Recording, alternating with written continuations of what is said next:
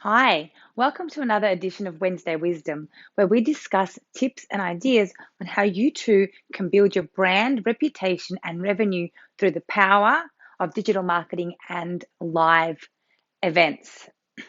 Today, we're talking about marketing, specifically around selecting and finding your ideal market. See, this has come up for me recently with my students, it's come up for me with my clients, and it's come up with me within my own business. So, I thought I would discuss who's your person A or persona. See, when we're thinking about our business and we're thinking about who our ideal audience is, most people start with anyone, which is potentially true. Anybody could use your product and service, but you specifically and your business is not for everybody. Like if you think about advertising, if you've ever jumped on and tried to set up your own, say, Facebook ad, what you'll see is it will ask you to give them demographics. And the fact is the wider the demographic, the more money you spend. And at the end, advertising is just marketing with a price tag attached. So let's discuss how we can really narrow down in our marketing and find our person A or persona.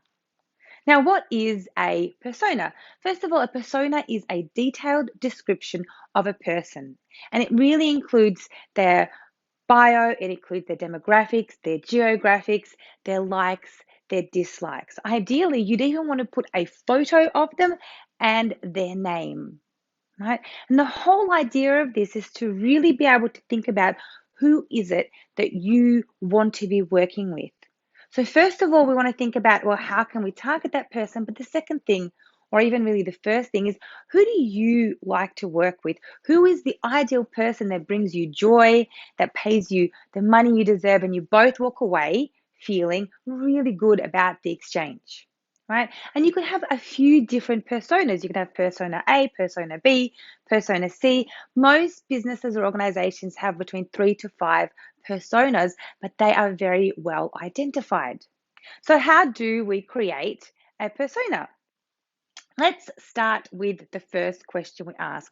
We think about what is that person's preoccupation. What is it that they think about and what is it that they feel? Really delve into what preoccupies their mind day in, day out. Number two is what's in their environment. What is it that they see? Think about what is in their periphery all the time. What is it they see day to day? Then think about their behavior. What is it that they say and what is it that they do? Drill down into those ideologies. Think about how they behave. Then think about what influences them. What do they hear? Who are they influenced by? And finally, what is their pain? What stands in the way for them to be able to achieve what it is that they want to achieve? And think about all of this from the perspective of your business. Now, once you've drilled down into your persona or persona, so you've thought about what are they preoccupied with, what is it that they think, and what is it that they feel. We've looked at their environment, what is it that they see around them. We've identified their behaviors and their patterns, so thinking about what they say and what they do.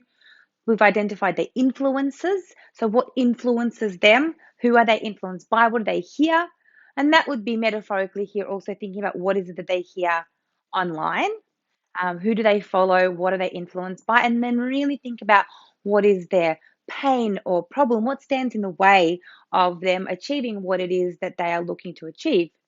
Then we can ask 3 more questions. Now, these questions are very specifically related to your product or service, or as I like to say, your productized service.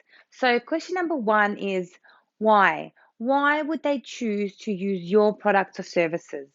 Really understand their why, not what you think, but what is their why around using your products or services. Secondly, think about what obstacles stand in the way. If we can really understand what gets in the way of that person choosing your service or product, then we're able to, I guess, what's called objection handle beforehand. And if we can say, well, I know what you're thinking, and you nail it, then that helps to build that trust. And then finally, what do they gain?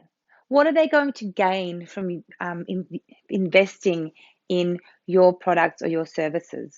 And a really good tip here is to think about what's their pain point, what stands in the way, and then really being able to identify, well, what they're going to gain is going to take away from the pain that they are feeling. And that can be across multiple different segments. It doesn't matter if you've got a really small product or a really big service, it's still really, really important to drill down and understand who is your persona.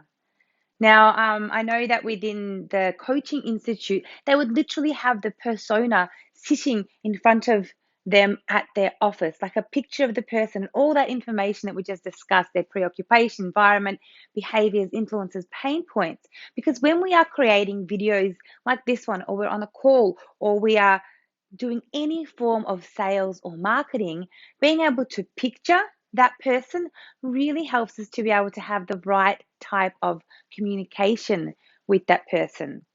If we think about it, if your ideal persona who you're speaking to right now is a mum with, 2+ children who are in their teens, it's going to be a very different conversation to if your persona is, say, a teenage or a young adult male who is, heavily into sport and is single. And that conversation is going to be very different.